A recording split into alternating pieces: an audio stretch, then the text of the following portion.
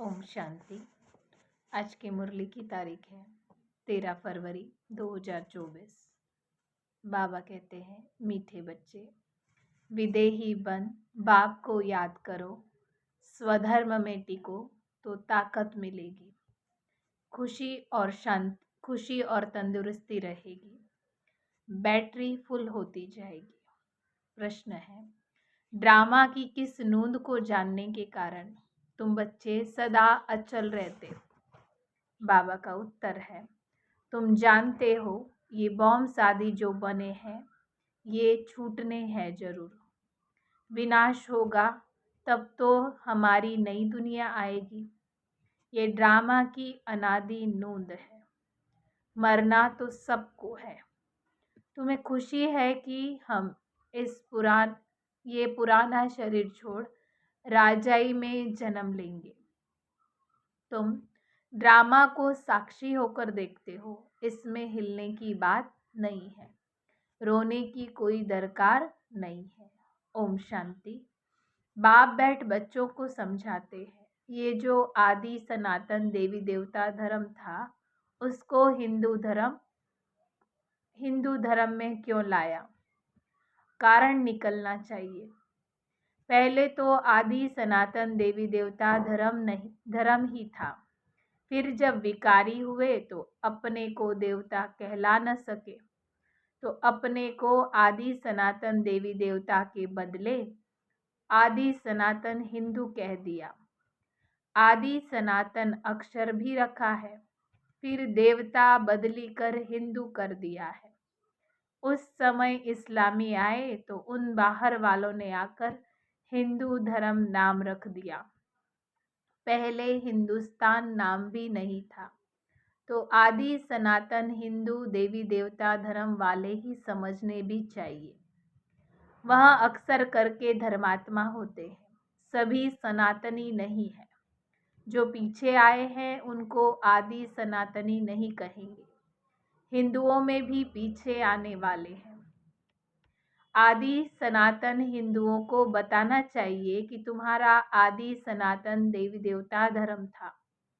तुम ही सतो प्रधान आदि सनातन थे, फिर पुनर्जन्म लेते लेते तमो प्रधान बने हो।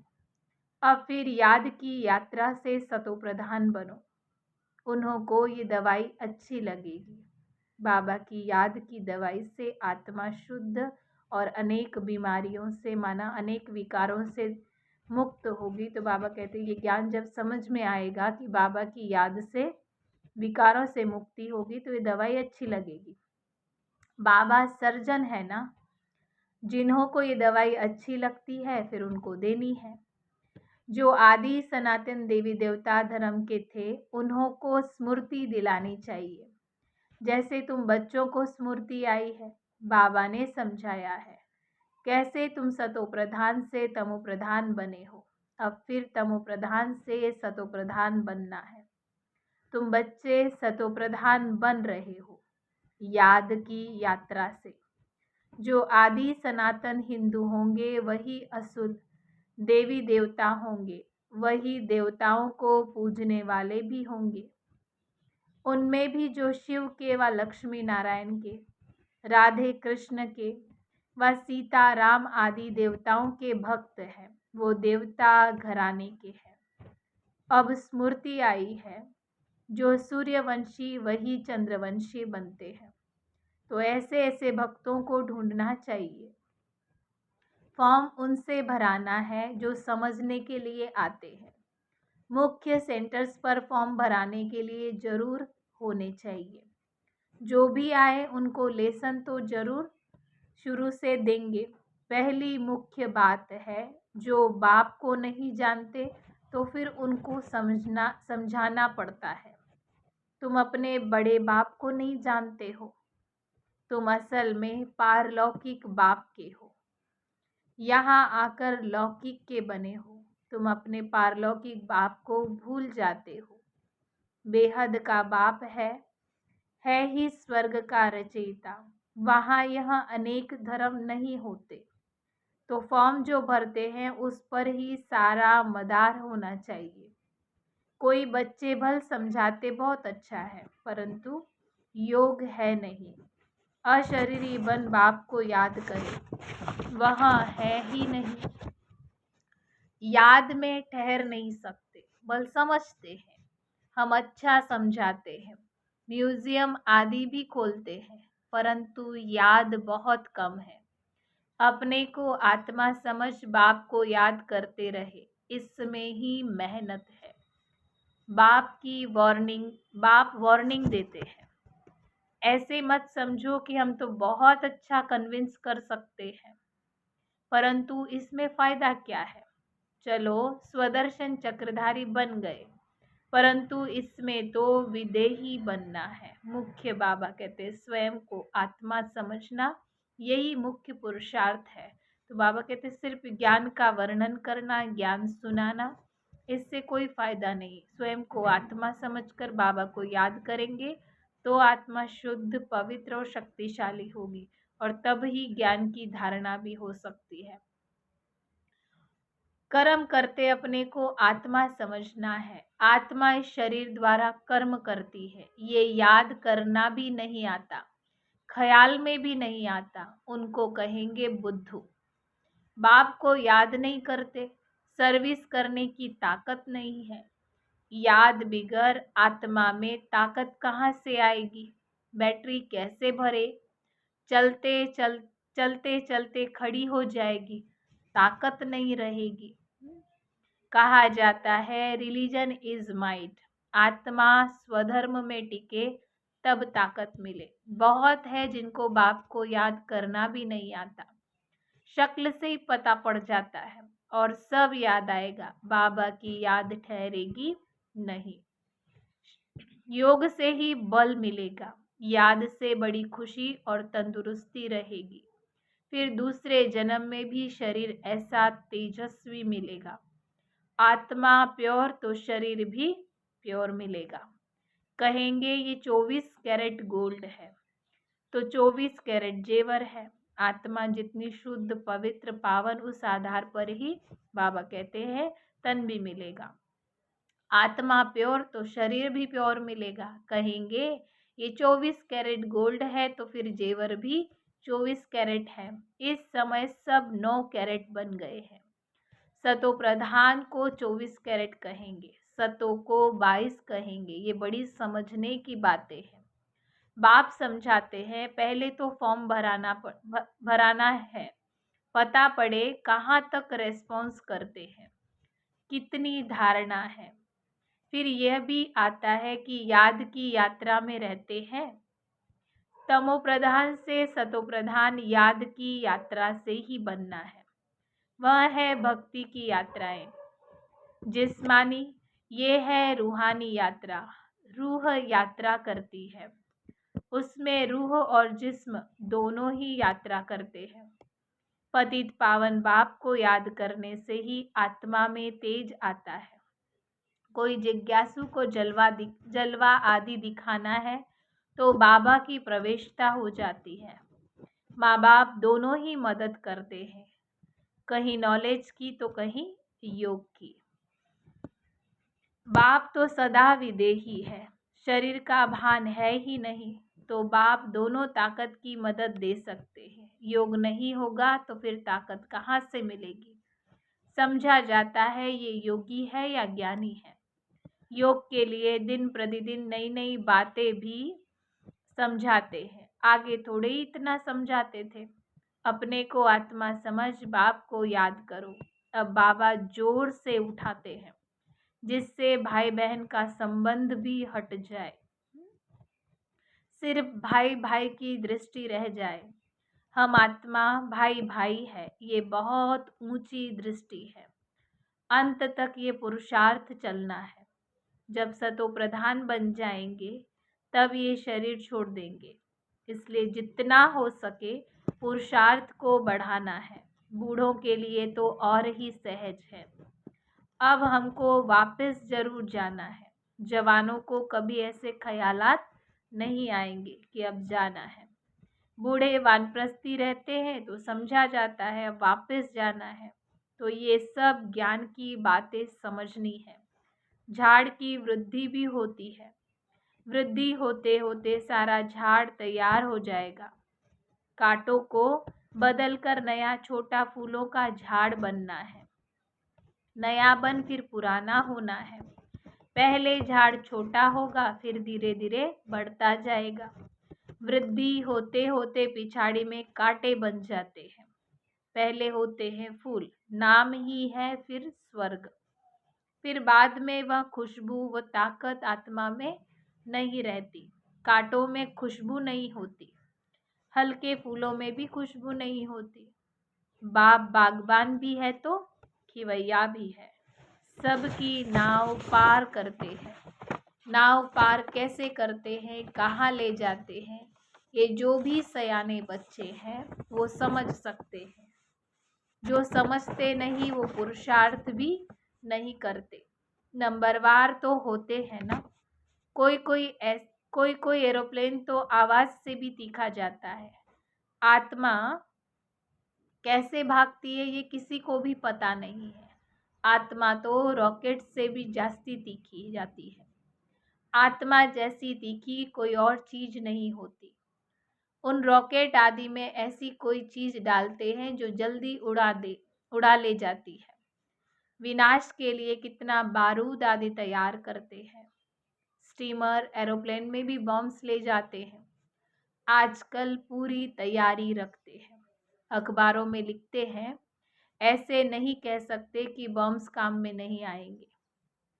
हो सकता है बॉम्ब्स चला दे, ऐसे कहते रहते हैं। ये सब तैयारियां हो रही है।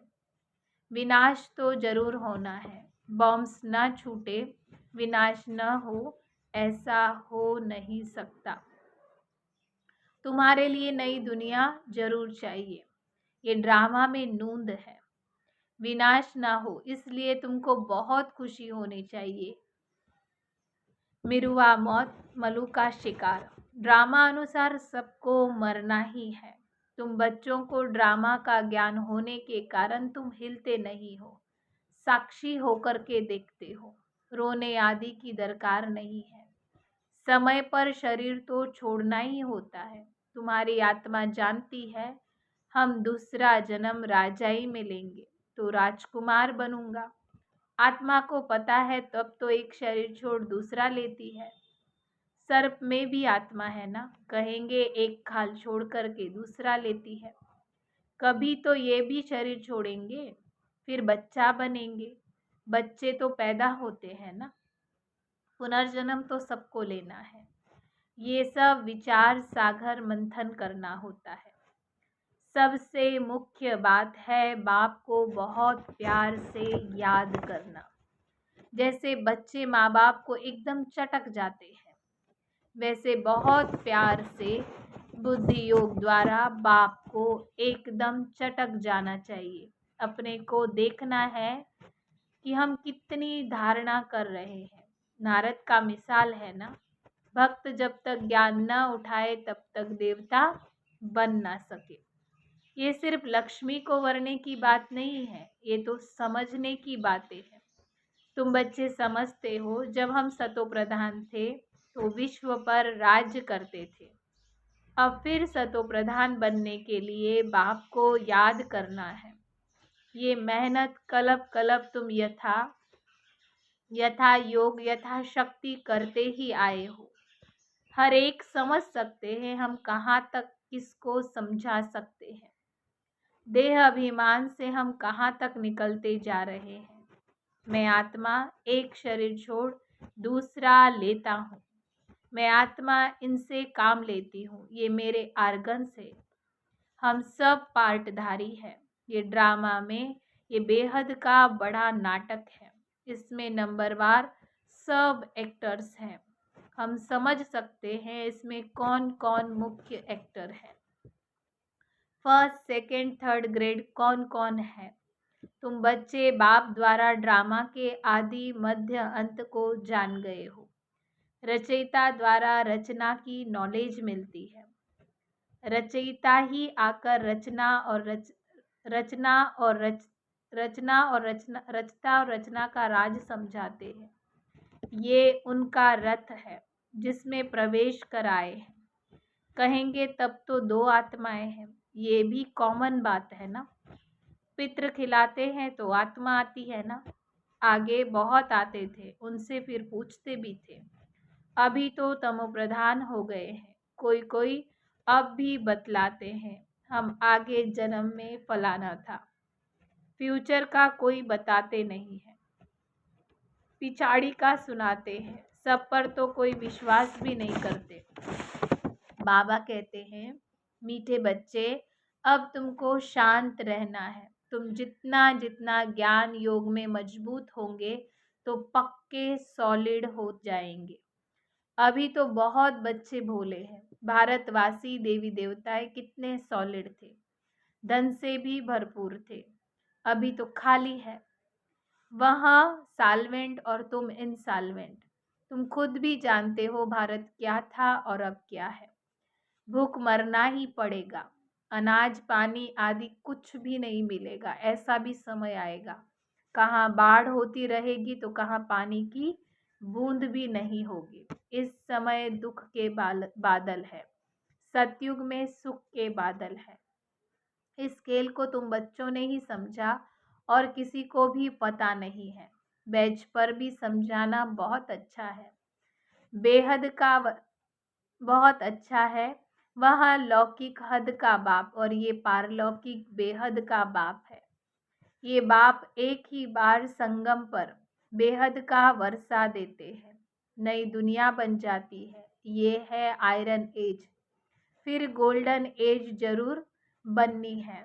तुम अभी संगम युग पर हो, सिर्फ दिल साफ तो मुराद हासिल। रोज अपने से पूछो, खराब काम तो नहीं किया, किसके लिए अंदर विकारी ख्यालात तो नहीं आए, अपनी मस्ती में रहे या झरमुई जगमुई में टाइम गवाया।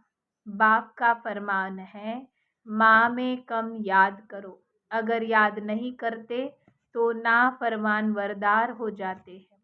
अच्छा, मीठे मीठे सिखिल दे बच्चों प्रति माता पिता बाप दादा का याद प्यार और गुड मॉर्निंग। रूहानी बाप की रूहानी बच्चों को नमस्ते। हम रूहानी बच्चों की रूहानी बाप दादा को याद प्यार गुड मॉर्निंग नमस्ते नमस्ते। थैंक यू बाबा। धारणा के लिए मुख्य सार है, ज्ञान योग की मस्ती में रहना है, दिल साफ रखनी है, झरमुई झगमुई माना व्यर्थ चिंतन में अपना समय नहीं गंवाना है। दूसरा है, हम आत्मा भाई भाई है, अब वापस घर जाना है, ये अभ्यास पक्का करना है। विदेही बन स्वधर्म में स्थित हो, बाप को याद करना है। आज का वरदान है, स्वस्वरूप और बाप के सत्य स्वरूप को पहचान। सत्यता की शक्ति धारण करने वाले दिव्यता संपन्न भव। विस्तार है, जो बच्चे अपने स्वस्वरूप को व बाप के सत्य परिचय को यथार्थ जान लेते हैं और उसी स्वरूप की स्मृति में रहते हैं तो उनमें सत्यता की शक्ति आ जाती है। उनके हर संकल्प सदा सत्यता व दिव्यता संपन्न होते हैं। संकल्प, बोल, कर्म और संबंध संपर्क सब में दिव्यता की अनुभूति होती है। सत्यता को सिद्ध करने की आवश्यकता नहीं होती। अगर सत्यता की शक्ति है तो खुशी में नाचते रहेंगे। स्लोगन है, सकाश देने की सेवा करो तो समस्याएं सहज ही भाग जाएगी। अच्छा, ओम शांति।